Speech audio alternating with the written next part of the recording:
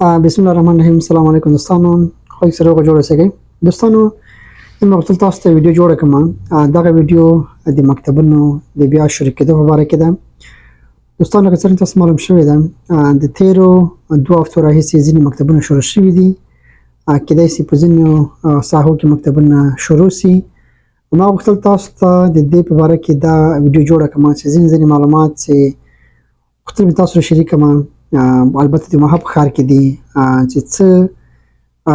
رنګه ځینې مسایل دي چې مکتب کې باید په نظر کې ونیول سي د پلارونو لخوا، په مکتبونو کې د ماشومانو لخوا، او هغه شیان چې تاسو ترې خبر نه یئ او کېدای شي په دغه ویډیو کې ترې خبر سئ. دوستانو د نن ویډیو هغه اجنډا چې کومه ده هغه تاسو سره شریکوم. دلته په دغه ویډیو کې تاسو ته د مکتبونو هغه کوم سیسټم چې د په نبراسکا کې په نومها کې د هغه تشریح کوم. د مکتبونو مختلفې ډسټرکټس یا نواحې چې کومې دي لکه مختلفې حوزې د مکتبونو دي. په مکتبونو کې د شاملېدلو کوم شرایط چې دي او د ځینې نور شیان چې په مکتب کې باید ونسي او هغه شیان چې باید وسي د دې باره کې تاسو ته معلومات درکوم. په مکتبونو کې چې ځینې وخت د شاګردانو لپاره کوم وسایل یا کارتسیه ورکول کېږي د هغې باره کې معلومات درکوم،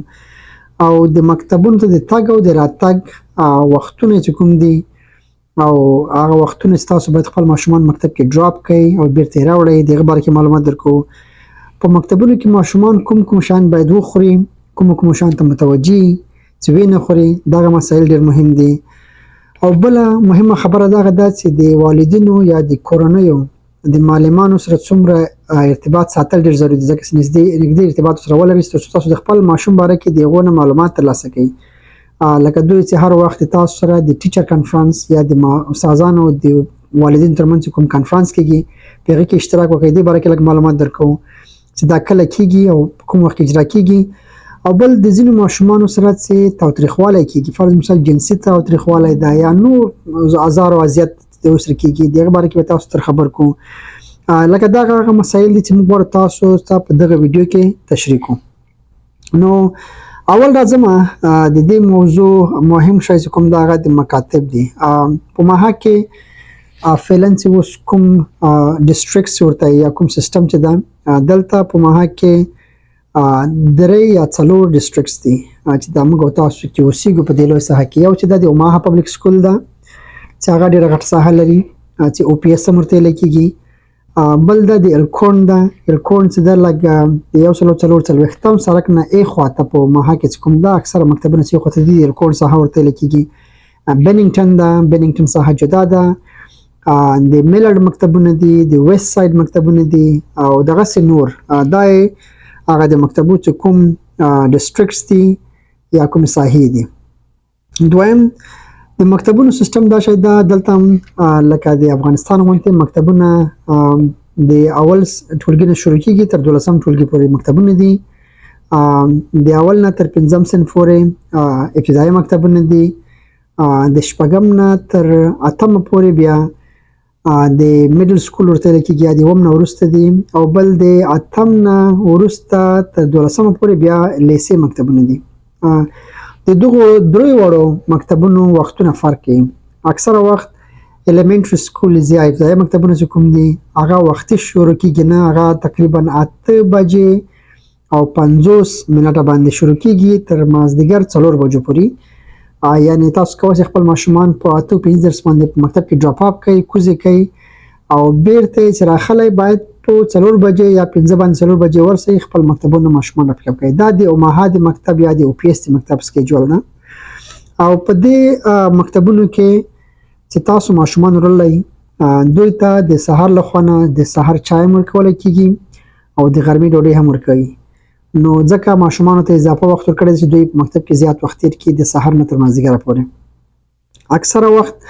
ابتدایي مکتبونه سهار وختي شروع کېږي خو تر ماسپښین تر 3 بجو پورې. او دغه رقم ته د های سکول مکتبونه یا لیسې چې دي هغه هم دغه شی دي د سهار وختي شروع کېږي خو بیرته بیا وختي را خلاصېږي شاګردان د مکتب نه. نو دا و د مکتبونو چې کوم جوړښت چې کوم وختونه دي کوم رقم ته لکه پر مثال مختلف نواحې دي او ساحې دي په دغه مکتبونو کې چې کوم مکتبونه دي تاسو ته تشریح کړم. اوس به راسو د ځینې مکتبونو په مشخص ډول باندې به ځینې معلومات تاسو شریکم. تقریبا په اوماها کې ډېر زیات شمیر مکتبونه یعنی لیسې او د میډل کلاس یا میډل سکول، ډېر بخښنه غواړم، میډل سکول یا د های سکول چې کومې لیسې دي دا ډېرې زیاتې دي. خو دغسې دي یعنې په مختلفو بخشونو مجموعه تاسو ته ویلې چې هغه سوي دي لکه ویشل سوي دي د هرې ډسټرکټ یا د هرې ناحیې چې کوم د مکتبونو ده ځان ته اداره لري، لکه د معارف اداره لري، ځان ته سیستم لري او ځان ته قوانین لري. د هغو لکه یو بل نه چې کله شاګردان ترانسفر کیږي یا تبدیلي تغییر کې راځي د هغو ځان ځان د ادارې دي. یعنې تاسو نشئ کولی چې تنه د هر مکتب لپاره چې وغواړئ چې ماشومان کې تغییر تبدیل کړئ تنه او پی ایس ته ورسئ هغه تبدیل کړئ. تاسو باید چې په کومه ساحه کې اوسیږئ، په کوم زپ کوډ کې اوسیږئ، په هغه ځای کې چې د هغو مکتبونو کومه اداره ده تاسو باید د هغو سره په تماس کې واوسیږئ او هغلته ورسئ، د هغو سره مخامخ ورسره وغږیږئ چې هغوی تاسو سره د دې مکتبونو د سیستم په باره کې معلومات درکړي. ځینې معلومات دلته موږ نور هم برابر کړي دي. هغه دغه دي چې هر مکتب څومره یعنې شاګردان لري او خو دا ضروري نه ده چې تاسو ته یاد کړو ځکه دا اکثره مکاتب چې دي یا مکتبونه چې دي مختلفې ساحې لري. د فرض مثال او پی ایس یو غټه اداره ده. او پی ایس مکتب چې کوم ده یا د اوما پبلیک سکول چې ده تر ټولو غټ شاګردان دوی لري، ډېر زیات شاګردان لري ځکه په دې کې ډېر مهاجرین شاګردان هم اکثره ورته راځي چې په دې کې درسونه یایي. دوم د هغې نه وروسته چې دا چې اوس ډېر افغانان پکې اوسېږي، نور مهاجرین پکې اوسېږي، هغه د ملت ساحه ده. د ملت په ساحه کې ډېر زیات افغانان دي په دې مکتبونو کې یا ملت پبلیک سکول چې ورته ویل کېږي. د هغې نه وروسته بیا ویسټ ساید سکول ده چې ویسټ ساید چې ده یو بل ده چې هغه ډسټرکټ کې تقریبا افغاني فامیلونه شته خو دومره زیات نه دي لکه څومره چې په او پی ایس کې دي او په ملت مکتبونو کې دي. اوس موږ تاسو اکثره افغانان د بلنګټن په ساحه کې اوسېږي. د بلنګټن چې ده ځان ته مکتبو سیستم ده او هغلته هم د موږ تاسو ډېر زیات شمېر افغانان په هغو مکتبونو کې هم شاګردان شته چې هغلته ورځي. ځینې مکتبونه شخصي مکتبونه هم شته لکه هغه مکتبونه چې فرض مثال مخصوص دي د ځینې خلکو لپاره دي چې هغه کرسچن سکولز دي. فرض مثال مریم په نوم باندې یو مکتب ده چې هغه کې تنه جناکیانو مکتب ده، هغه کې هلکان نشته، هغه تنه جناکیانو لپاره ده خو هغه د عیسویت په حساب ډېر هغه ته پروموشن ورته کوي، خلکو ته درسونه ورکوي، شان ورکوي. دغسې دوشین په نوم باندې بل مکتب دی چې هغه کې هم هلکان شته هم جناکیان شته کې خو اکثریت جناکیانې دي کې او مکتبونه جدا دي لکه د هلکانو جدا مکتبونه د صنفونه دي، د هلکانو د جناکیانو جدا صنفونه دي. نو دغسې دي اکثره لکه د کرسچیانټي یا د عیسویت اکثره ډېر پابند دي د هغو شانو کې. نو هغه مکتبونه موږ تاسو لپاره بیا دومره خاص هغه نه کېدي موږ تاسو ماشومانو لپاره ځکه چې هغه د هغو په آینده باندې ډېر زیات تاثیر کوي چې دوی ډېر مسایلو کې بیا هغه نه ده. بله د نوي شاګردانو د راتګ لپاره هغه شاګردان چې نوي اوماها ته راځي کله چې په مکتب کې شاملېږي دوی باید کوم شیان وکړي. فرض مثال پلرونه یا بل باید دوی لپاره فاهمین ونیسي چې دوی واکسین سي. د واکسین نه وروسته دوی آنلاین هم کولی شي اپلیکیشن ډکه کړي د مکتب لپاره او په ورقي ډول باندې هم کولی شي چې اپلیکیشن ډکه کړي یا درخواستنامه ډکه کړي او مکتب ته یې ولېږي. د هغې نه وروسته چې کله دا اپلیکیشن ولېږي او د اسنادونه یې ورسره ولېږل نو د دویو ته د مکتب له خوا نه بیا یو ایمیل ورته راځي یا زنګ ورته وایي چې تاسو ماشومان ورسره واستلی شئ په فلاني مکتب کې شاملولی شئ. یو خبره چې ډېره زیاته مهمه ده هغه دغه ده چې دوی هوم سکول په دې باندې ده چې هوم سکول یعنې هغه مکتب چې تاسو کور ورته نږدې ده کله چې تاسو ماشومان مکتب کې شاملوئ نو ستاسو ماشومان باید اولین د هوم سکول یعنې هغه مکتب چې تاسو سره په زپ کوډ کې تاسو چې اوسېږئ په هغې کې باید شامل کړي. تاسو نشئ کولی چې تاسو ورته ووایئ چې ما ته ماشومان زه اوسېږم په یوه ځای کې او ماشومان مې د ما نه په بل زپ کوډ کې په مکتب کې شامل کړه ځکه چې دوی نشي کولی. اکثره وخت خلک دا تقاضا کوي چې زما ماشومان په هغه مکتب کې شامل کړي ځکه چې هغه مکتب ښه ده یا هغه ترانسپورټیشن ورکوي خو نه دوی اوله کې هغه شاګردان چې په کوم زپ کوډ کې اوسېږي او هغلته دوی ته کوم خواته مکتب یا کوم هوم سکول ورته وي باید دوی هغلته شامل شي په هغه مکتب کې شامل شي. ځینې وخت اکثره وخت کومک کوي د ترانسپورټیشن په بخش کې یعنې تاسو ته یایي چې تاسو که مشکل لرئ او په د خواته مکتب کې تاسو ځان شامل نه کړئ بل مکتب ته ورسئ بیا تاسو ټول یو کومک سره کوي چې تاسو ته یو څه لار دروخي چې تاسو وکاسي وکړئ نو تاسو کوی شئ بیا دغه لپاره یو څه نور مسایل چې کومک سره کوی شئ ځینې مسایل په مکتب کې د موږ او تاسو افغانان یا ځینې ماشومان کوي او په دې باندې واقعا ډېر شیان دي چې خلک مکتب یایي نور خلک ته ملکیږي په ډېر مسایلو کې اکثره وخت د مکتبونو لخوا ځینې بایلینګوال لیزن ورته یا د مکتبونو یو نماینده چې هغه پښتو په دري یا په نور ژبه باندې خبرې کوي اکثره وخت هغو ته زنګ وایي اکثره وخت تاسو ته د هغو لخوا نه زنګ هم راځي ځینې مسایل نه هغه هم خبرېږي موږ هم خبرېږو خو هغه شیان چې اکثره موږ ته راپور کېږي ځینې وخت شکایتونه هم وي چې په هغو کې ویل کېږي چې پر مثال د فلانی فامیل یا فلانی ماشومان مکتب ته په وخت نه راځي یا پلار او مور چې د مکتب ته نه راځي ماشوم چې مکتب نه ماشوم پیک اپ کوي یا نور مسایل دغه دي چې فرض مثال ماشومان په مکتب کې د نور شاګردانو څخه رویه کوي ځینې شیان چې په مکتبونو کې ډیر زیات یعنی دلته نشته ځینې وخت یو ماشوم چې بل ماشوم ته فرض مثال لاس باندې ټچ کوي یا سره کوم تماس سره نیسي یا په څپېړه یا بل شي کې په امریکایي مکتبو کې دا نشته ځینې نور مسایل دي فرض مثال په استاد باندې رشخندي کول یا استاد ته کوم خبرې کول موږ ډېر شان واورېدل چې په ځینې مکتبونو کې چې های سکول کې دي البته د ځینو شاګردانو لخوا د افغانانو شاګردانو لخوا ځینې استادان چې آزار او اذیت کېدل فرض مثال رشخندي به پکوله یا به نور خبر به کول صنف کې به خندل نو بیا دا شاګردان ما استادان ډېر سخت مایوسه شي اوس دا خلک څنګه د یو رقم برخورد کړي د مکسره نو دا شان ډېر ما په چې خپل اوریدلی وو د سنټرل های سکول په نوم باندې مکتب هغه ته تقریبا د موږ یو وخت 2 افغاني شاګردانو کې هغه کې دا شان ډیر زیات دا چې افغانانو ځینې وخت خلک په تنګ شوي نو دغه مسایل چې ډیر مهم دي باید د دې نه جلوګیري وسي ډېر تر وسي هغه ته باید تکرار نشي ځکه چې په دې کې بیا هم موږ او تاسو نوم بدیږي هم د تاسو د فامیل نوم بدیږي هم مشکل جوړي به تاسو لپاره نو دا ډیر مهم موضوع چې دا باید موږ تاسو په نظر کې ونیسو یعنی هغه شیان چې باید مکتب کې ونیسي فرض مثال د نور شاګردانو څخه رویه وسي د استادانو څخه رویه وسي په سم کې څخه تاسو پاتې سي چې خپل کارخانګي وکړي خپل کار وکړي خپل سم کې پاتې سي دا رقم دا ډیر ځینې مسایل دي چې ډیر زیات مهم دي هغه شیان چې ما تاسو ته یاد کړی چې تاسو یې کولای شئ په مکتبونو کې یعنی فرض مثال تاسو خو کوای شئ چې هغه ته صنفونه په خپل کوم طبیعت چې تاسو لري هغه سي نیولای شئ په های سکول او په میډل سکول کې البته خپل صنفونه دي خو په الیمنټری سکول کې یعنی په ځای مکتب کې شاګردان چې دي د سیو ماحول نه شروع کوي چې درسي ماحول سره بلديږي نوې ماحول ورته نو ډیر زیات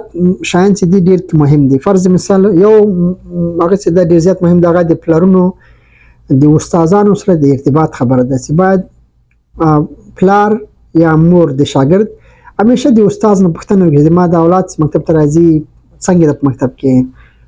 مکتب کې شاین زده کوي نه زده کوي د خلکو سره برخورد څنګه ده د خلکو څنګه رویه کوي او بل په عین وخت کې یو رقم اپ دوی لري د او پی اس لخوا نه چې هغه ته سیسا ورتای